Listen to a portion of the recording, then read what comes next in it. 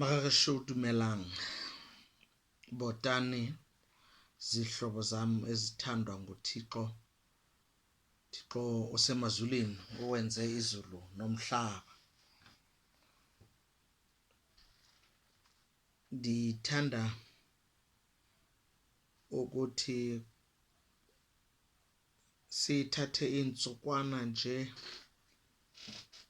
ezibonakalayo noko sike sihlale nalo mpostoli onguYohane.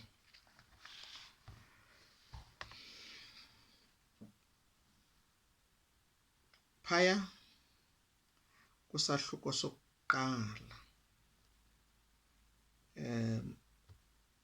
the first 14 verses,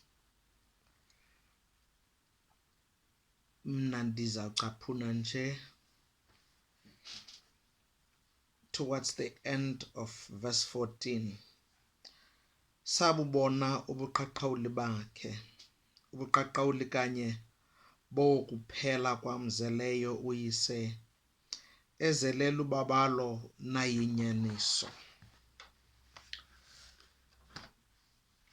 The message, the version of the Bible, inguqulelo entsha, the message i-capturisha ngolu hlobo: we saw the glory with our own eyes, the one of a kind glory, like Father, like Son, generous inside and out, from start to finish.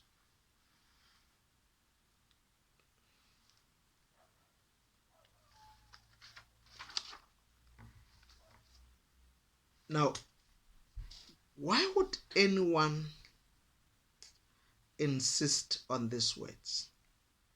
Sabubona ubuqaqawuli ngawethu amehlo.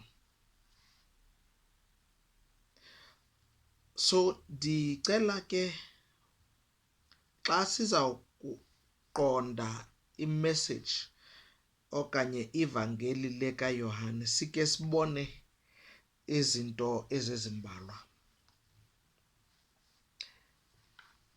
Into yokuqala nje, as you start reading the Gospel of John, urealize okokuba yahlukile kwekaMateyu nekaMarko nekaLuka. And inoba ukuze si-understande kufuneka khe siqonde okokuba why this kind of a difference.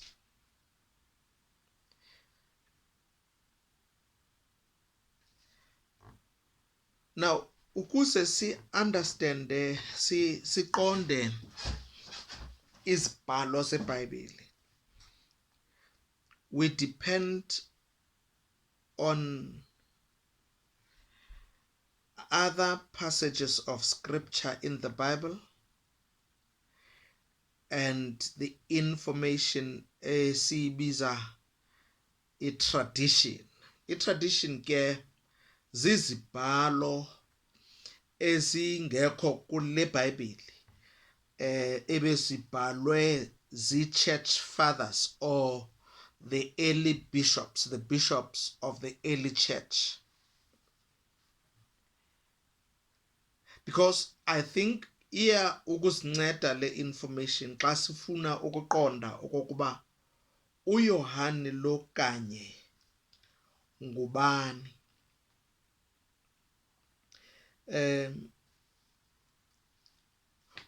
uYohane lo, njengoba sithi le ncwadi ivangeli ngokukaYohane, akukho apho in this whole book azichazayo ukuthi ndim uYohane. Now, what do we know about him? Tradition has it that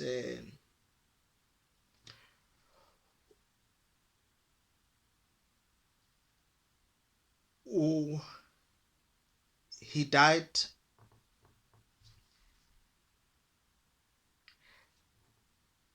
around 96 AD.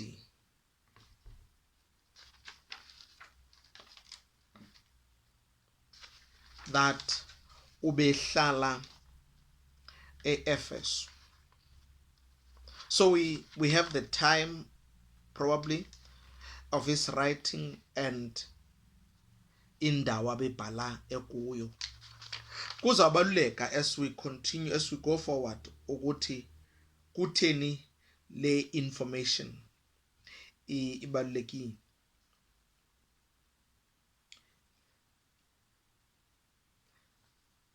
Kukhona ke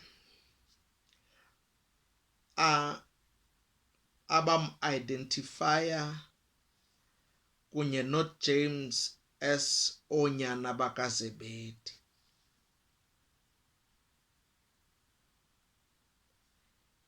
EBhayibhelini ke he keeps himself anonymous, but he describes himself njengomfundi lowo owayethandwa nguYesu. Uma ujonga phaya ku-chapter 13 uzibalula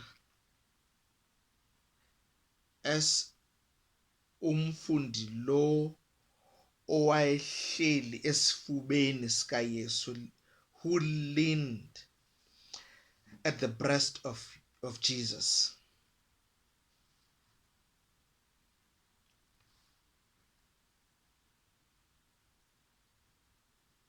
We know also that as unyana kaZebedi,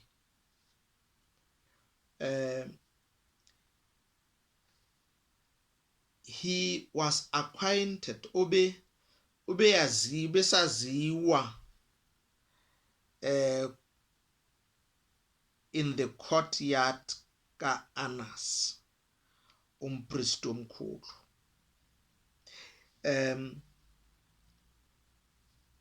You see, uZebedi was a fisherman. uZebedi was a businessman,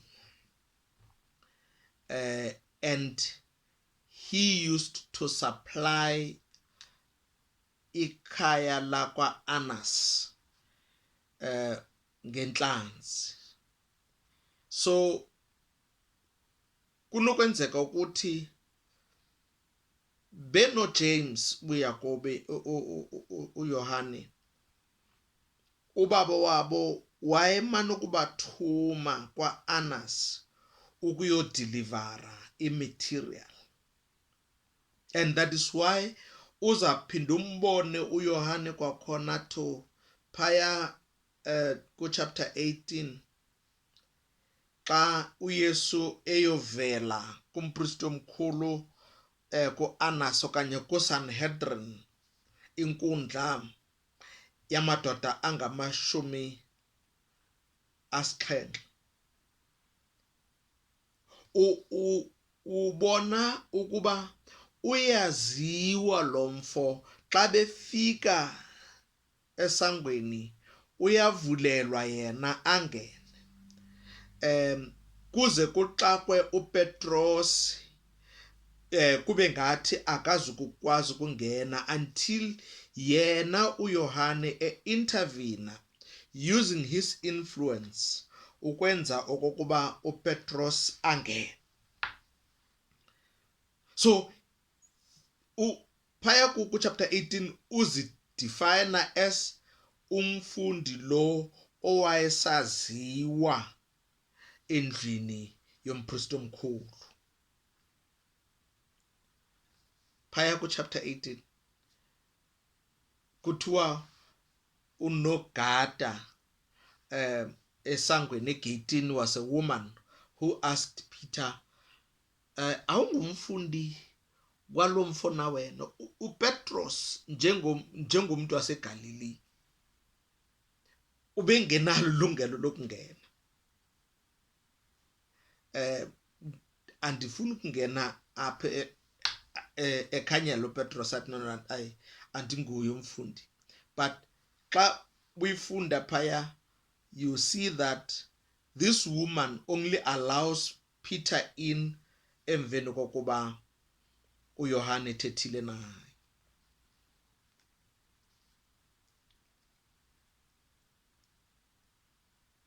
So we are told that lo mfundi obethandwa nguYesu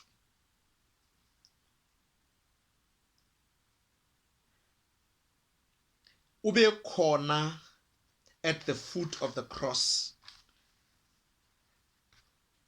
Siyeva nokuba esemnqamlezweni uYesu wamyaleza kunina wakhe okokuba amnakekele, mfazi nangunyana, nyana nangunyoko.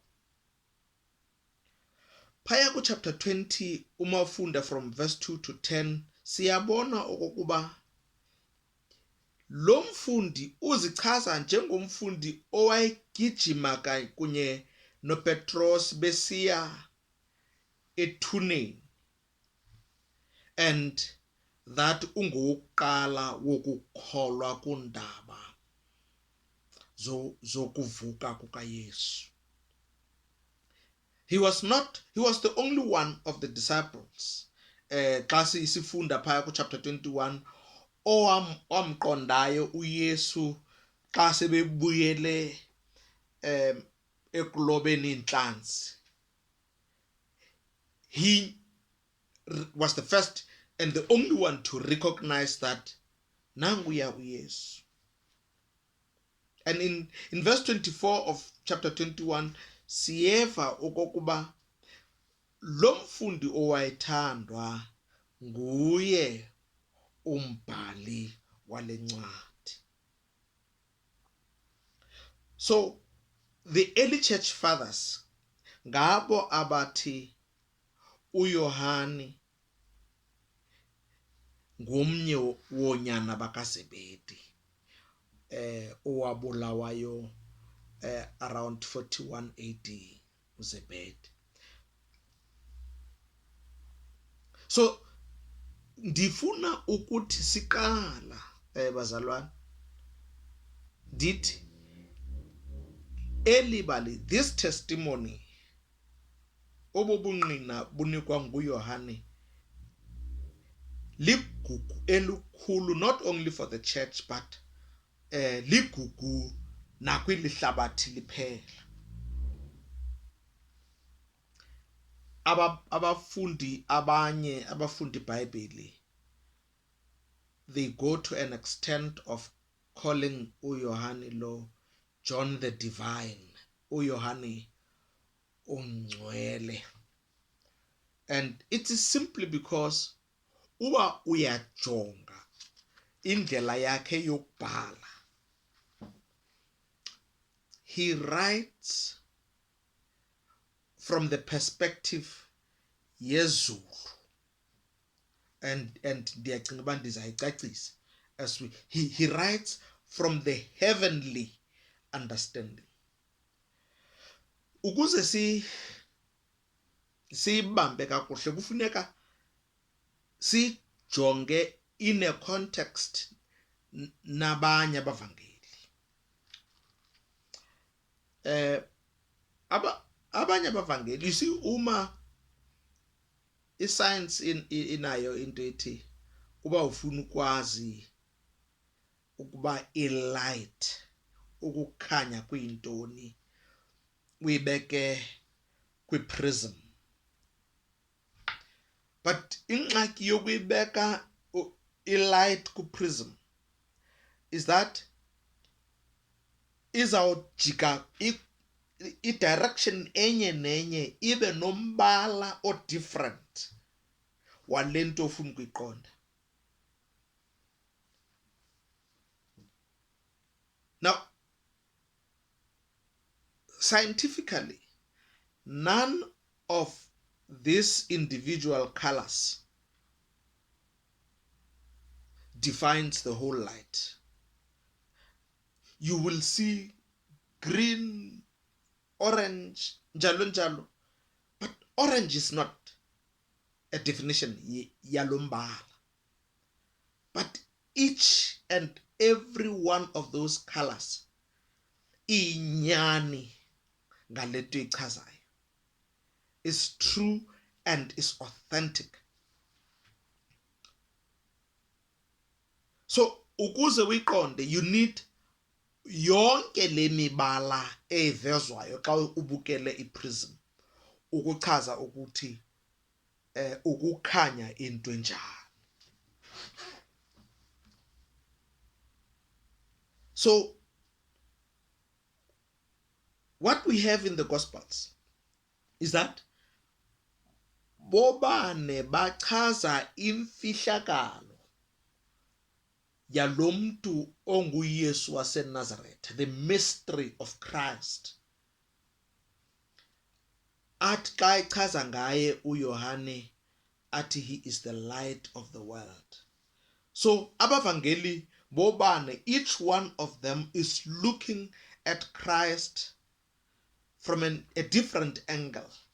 So you can't say uMarco wrong, right, but he is not the complete picture of Christ. uMatteo right, kodwa xa eyedwa he's not the complete picture of Christ. So udinga bonke ababavangeli bobane ukumqonda uKristu ukuba ungubani. Now you need all of them to get a unified testimony, ubungqina obupheleleyo ngoKristu. So ukuze sibambe context, masibuyele kubo bobani. One, uMatteo okunguye abekwe kuqala xa ungena kuTestament entsha. Not that nguye uqala ukubhala, kodwa ibalulekile indlela abekwe kuqala, iyasincedisa xa kufuneka si-interpretile. uMatteo ubhala le testimony, abhalela abantu abolwaluko, the people of the circumcision, aba esibazi ngokuthi ngamayuda, kodwa ngelo xesha bebengabizwa ngamayuda, bebebizwa abolwaluko. And efuna ukuba convince bona aba amayuda okokuba uYesu lo waseNazaretha nguye uMesiya abamlindeleyo. Uthi kubo uMatteo, uYesu lo is the fulfillment yezibhalo. Uthetha nabantu abazaziyo izibhalo, abantu abalindeleyo uMesiya because of their knowledge of the scriptures. So in his overall theme, behold your king, ukubhala kwakhe is centered around bonani ukumkani wenu, and usebenzisa deeply the Old Testament more than 41 times ukuprova le point yokokuba uYesu lo waseNazaretha ungumesiya. Then kubekho uMarko oyena owayibhala ene-heads ezintathu, engumYuda, ene connections zobuRoma, ene connections also zobuGreek, and ubhala engumYuda qha ebhalela abantu who are not the Jews, abaphandle. And this is the shortest of the four Gospels. And xa ebhala from this Gentile perspective, his bias kaloku ucingela abantu abazawufunda incwadi yakhe. And whenever he uses concepts zesiyuda, he would explain them, because his understanding is that amaGrike abazukuzi-understanda ezi zinto, amaRoma abazukuzi-understanda ezi zinto. You see, Mark takes a completely different approach yokutestifya, yokunqina ngoKristu. Umveza uKristu esisikhonzi, a servant, and not only a servant kodwa a suffering servant. Uyitsala phaya kuIsaiah. uIsaiah eprofetile ngokuza kokumkani who comes from a lowly point of view. And so his theme is behold my servant, nangu umsebenzi wami.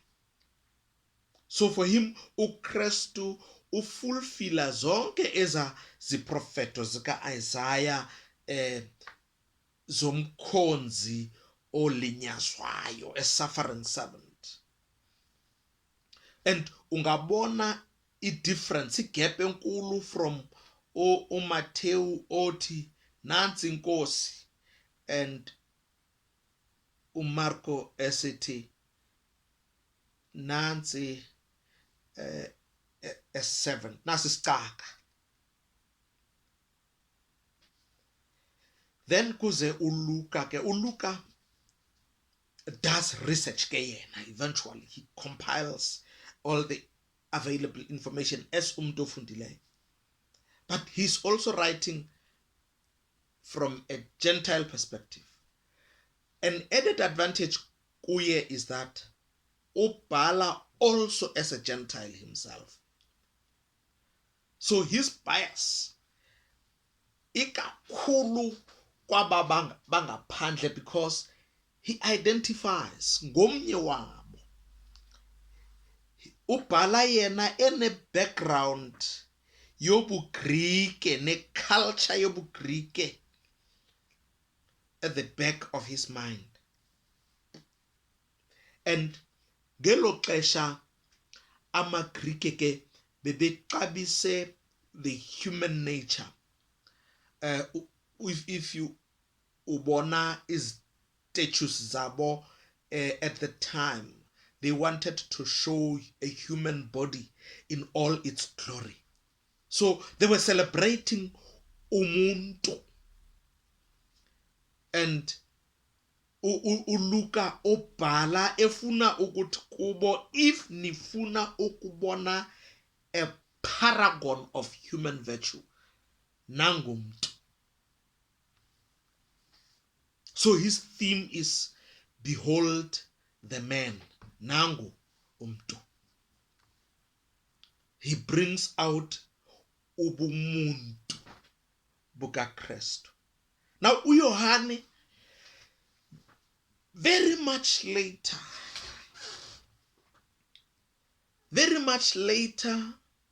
sele from the 12 apostles kushiyeke yena yedwa.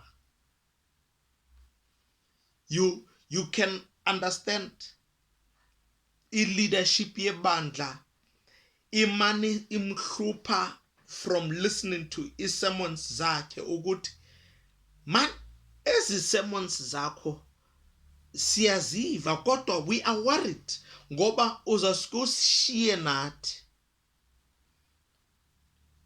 He was old at the time.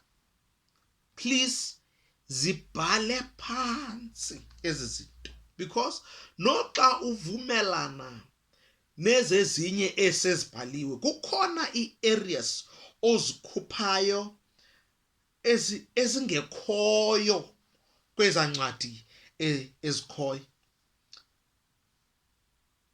And at the time, he's the last survivors of the first generation of Christians. Divuna siyibambe apho. I'm imagining him ebheke phezulu, mhlambe zehlinyembezi ezama ukuba convince ukuthi sabubona ubuqhaqhawuli. We saw this glory ngawethu amehlo. Tradition iti, that is the writings of the church fathers. When he was already old and becoming, when John was already becoming an old man, and the last survivors of the 12 apostles, bafikile kuye i-leadership yebandla yase-Ephesus, imcenga ukuba jonga uMateyu ube right, kodwa the Gentiles would not accept his testimony. uMarko ube right, kodwa the world would not abazukwa amkela uYesu osisicaka. uLuka ube right, kodwa man akakho umuntu oke wachaza lento othi xa ushumayelayo man uyiveza yobuthixo bukaKristu. Please sicela ubhale. And ithi tradition, wathi uYohane kulungile ndizabhala, kodwa if nenza into enye qha, ndicela ibandla lonke lizile ukudla lithandaze ukuze ndibhale. So uIrenaeus ke uthi wayibhala uYohane at the influence of the leadership of the church and the Spirit of God. Can you imagine imimangaliso enokwenzeka ukuba ngaba abantu ibandla likaKristu would just dedicate themselves to fasting and prayer? Ilizwi likaThixo lithi uma abantu bam ababizwa ngegama lam bangaguquki esonweni sabo, bathandaza, bafuna ubuso bam, I will hear from heaven, ndibaphendule and heal their land. So dinento endichukumisayo kule narrative ye tradition, and abhale ke uYohane, and when you read it uqala ubona ukuthi when you come to John, you are reading the most divine of the four gospels, because ubhala from the perspective yezulu, and i-theme yayo ke becomes nangu uNkulunkulu wenu, behold your God. So uba ngabe uthathe lolu khanyiso walibeka phezu kweprism ukuze uphume nobungqina obupheleleyo, ubuya unayo uKristu ongukumkani oyinkosi, but who is also isicaka sikaThixo, othi enguNkulunkulu ngokwakhe ahlubule ingubo yobukumkani azenze sisicaka sikaThixo, and abe uEmmanuel, a greatest man that has ever lived, and uThixo ohamba nathi. So uYohane ubhala at the level above. I think I think right namhlanje ukusebenzisa ezi levels ngoba upresident izolo bethetha nge-levels. Ubhala in two levels, uthi kukhona i-level above and a level below. So a level below uthi uyibiza ngesiGreek uthi i-cosmos, ihlabathi, and ihlabathi he refers to abantu abangakholwayo, and the heavenly level ngabantu aba at a spiritual level. Uthi phaya chapter 20 verse 21 xa ichaza yena uYohane uthi the purpose of his gospel ukokuba ukholwe kuYesu Kristu, and ngokukholwa oku ube nobomi ngaye. So ukuze ukwazi ukumqonda uku-understanda ivangeli ngokukaYohane, you need to be praying as you read. You need to interject your reading of the gospel with prayer, because without the constant spiritual connection awuzuyiqonda ibali likaYesu Kristu njengokuba lichazwa nguYohane. Now abafundi ke beBhayibhile ivezwa ke le go Francis Hogan that imigubasi yevangeli likaYohane is hanging on two hinges. Don't know what hinges are nangeSuthu. Two hinges apho kuhenga khona icango emigubasi, and these two hinges divide this gospel. The first 12 chapters of uYohane are referred to as the book of signs, incwadi yemiqondiso,